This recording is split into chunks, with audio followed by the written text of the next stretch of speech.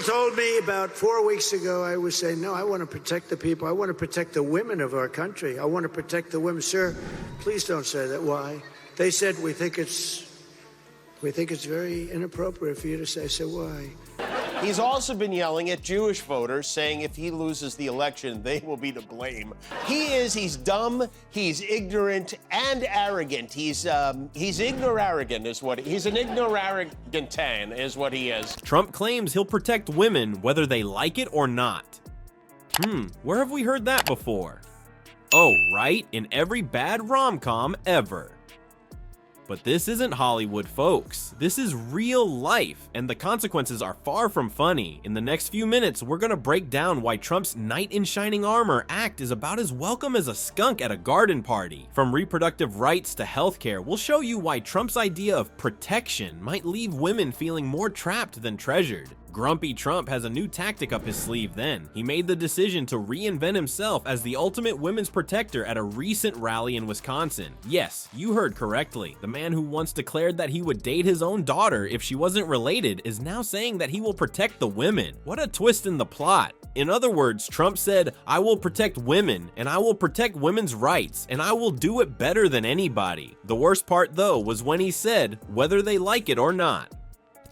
Forcing it on someone who doesn't want it is the epitome of protection, isn't it? If someone refuses to wear a bulletproof vest, it's like providing them one and then shooting them with it. You would expect that his advisors would have alerted him to this strange tactic. However, Donnie Diapers made the decision to go full force with his protector pitch. It's similar to witnessing a little child attempt to use a sledgehammer to repair a shattered vase. You can't take your eyes off it even though you know it will end poorly. Let's dissect this reasoning. Hey ladies, I know you might not want my help, but I'm going to protect you anyway, is essentially what Trump is saying. When you say no to a strange guy at a pub who offers to escort you home, he follows you anyhow. You don't want that kind of attitude from a presidential contender, do you?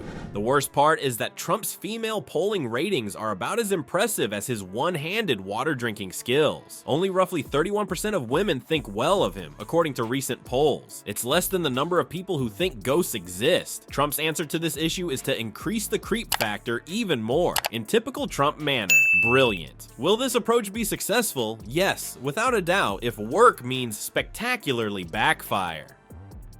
And he's telling somebody else how good she looks or something, and she says, Donald, how do I look? And he says, you would look better wet, and he shoves her in the pool. And if there's anyone who knows how to make women feel happy and hopeful, why, it's this gentleman right here. He's dumb, he's ignorant, and arrogant. He's ignor-arrogant is what, he's an ignor-arrogantan is what he is. The automobile is orange and is screaming fake news as it crashes down the cliff, making it resemble a slow-motion car crash. As the saying goes, actions speak louder than words. Trump's behavior is yelling like a child on a sugar rush. Let me tell you, the dark side of Trump's relationship with women is more complicated than the swamp he claimed to have cleaned up. Shall we begin with a journey down memory lane? Trump once stated that if his daughter wasn't related, he would date her. Do you recall that? What a disastrous family reunion. But that's only the beginning of this cringe fest. The record of our self-styled protector of women is as flawless as his artificial tan. Let us now discuss the elephant in the room, or perhaps more accurately, the White House pussy grabber. The present that keeps coming back to Trump is his notorious Access Hollywood tape, Nightmares. With pride, he said, I just begin kissing them. It resembles a magnet. Simply plant a kiss. I'm not even waiting, and they let you do it when you're famous. Anything is possible for you. Take hold of their pussy. Whoa, what a valiant defender. There is nothing more I respect women than treating them like human stress balls. But there's still more. Trump's relationship with women is like an endless episode of Law & Order SVU. Only the villain consistently gets away with it. To put it mildly, he has been accused of sexual misbehavior more times than he has had failed businesses. He seems to be gathering them up like Pokemon cards. You have to catch them all, Donnie. Not to be overlooked is the E. Jean Carroll case, which is the icing on the cake. Trump was found guilty by a New York jury of sexually abusing her. That's correct, people. Our protector was convicted of the same thing he says he should shield women from. It's similar like employing an orange fox who is always tweeting to protect the henhouse. What explanation does Trump offer for this obvious inconsistency? Quite simply, he doesn't. All he says is that he will defend women whether they like it or not. Forcing it on someone who doesn't want it is the epitome of protection, isn't it? When someone declines to wear a life jacket, it's like providing them one and then drowning them with it. Ultimately, Trump's interpretation of protection appears to be as dependable as his hair in a gale. Let me tell you, it's not a bestseller, and his actions speak for themselves. The hero is actually the villain in a horrible toupee more akin to poorly written fan fiction. People told me about 4 weeks ago, I was saying, no, I want to protect the people. I want to protect the women of our country. I want to protect the women. Sir, please don't say that. Why? They said, we think it's very inappropriate for you to say. So why? Believe it, ask my wife Melania, who every night prays I drive my golf cart into a lagoon. Come, ladies and gentlemen, for the greatest political magic trick ever. Marvel at how the great Trumpany is erasing women's rights more quickly than his financial filings. The true question, though, is whether women will rapidly put an end to his hopes of becoming president. Let's now discuss the elephant in the womb, or room. As if it were his greatest achievement since learning how to use a spray tan, Trump has been boasting about overturning Roe v. Wade. In fact, he has stated publicly, "I did it, and I'm proud to have done it." What a hero. There's nothing that says I'll protect women like denying them physical autonomy, isn't it? However, how was this trick accomplished by our orange overlord? Easy. More quickly than he stacks his cheeseburgers, he loaded the Supreme Court. In less time than it took to grab him by the gavel, Trump appointed 3 justices, shifting the balance in favor of overturning Roe. He seemed to be playing judicial Jenga, except that instead of a tower collapsing, women's rights did. Trump now says that he is defending women, but his joy of Roe's death betrays a different reality. Saying you're a vegetarian while gorging yourself on a Big Mac is like that. People, this one has a lot of cognitive dissonance. But for a moment, let's be honest. These abortion restrictions are actually harming women. They are not merely political talking points. Consider Yelly Barnica, a Texas lady who passed away tragically as a result of medical professionals delaying her emergency attention during a miscarriage. Because of these new restrictions, doctors waited until there was no heartbeat, even though she was 17 weeks pregnant and required care right away. It's similar to delaying calling the fire department until a house has totally burned down.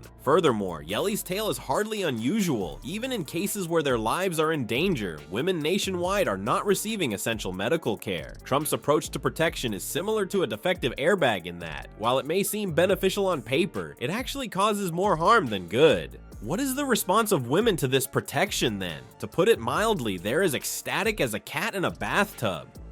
He's also been yelling at Jewish voters, saying if he loses the election, they will be to blame. I'm president. I want to protect the women of our country. They said, like a maniac, and they told us this story with disgust. They were disgusted, and now they're up on stage endorsing each other. Isn't that great? Trump's protective claims are being criticized by women's rights groups more quickly than he can tweet fake news. They are pointing out that his policies are endangering the safety and health of women. He seems to be slicing off their arms in an attempt to protect them from a paper cut. Ultimately, it appears that Trump's policies are protecting women to death. He seems to be protecting a sandcastle from an impending wave. Women are rallying against him more quickly than he can say Gaffe, and many believe that his measures are more punitive than defensive. Trump's most recent plan is as sound as his hair in a windstorm, so hold on to your MAGA hats. Has the Donald truly lost his mind, or is he just frantically trying to find a way to survive? It's time to explore the astounding realm of Trump's women's protector illusion. People, let's face it, Trump's female polling statistics are worse than his golf handicap. He is as well liked by women as a Valentine's Day root canal. What then should a desperate candidate do? It seems that he has stepped up his creep factor and declared himself to be the best woman's defender, whether or not they want it. It's similar to witnessing a bull in a china shop trying to sell exquisite porcelain. You know it will fail, yet you can't help but stare. Surely his advisors tried to talk him out of this bizarre strategy. You may be asking yourself now. You'd be mistaken though. With his protector pitch, our orange knight in shining armor chose to charge full freight ahead in spite of their cautions. He seems to be playing political Russian roulette, but instead of a pistol, he's shouting his own negative thoughts into a megaphone. The worst part though is that in important states, women are increasingly outvoting men. Trump seems to be observing his aspirations to become president evaporating more quickly than his spray tan during a downpour. Singapore. Is this protector gibberish a Hail Mary pass? Or is it just plain insane? It appears to be a combination of both people. Some political analysts are so frustrated that they are in danger of going bald. They want to know if Trump is living in his own reality TV show where he is still the star, or if he is in denial about his image with women. He appears to be attempting to reinvent himself as a superhero, but instead of donning a cape, he is sporting an excessively long red tie. According to experts, this campaign strategy is as promising as a frat party pregnancy test. They claim that Trump's fixation on imposing his concept of protection on women comes across as less chivalrous and more totalitarian. He appears in a rusty tin can with a golf club in place of a sword, as if he's attempting to be their knight in shining armor. Will this tactic succeed, or will it fail miserably? It appears from the responses thus far that Trump's protection argument is as welcome as a skunk at a garden party. It appears that women voters are more inclined to flee from this strategy than to embrace it. He seems to be using vinegar to try to trap flies, and then questioning why they aren't staying.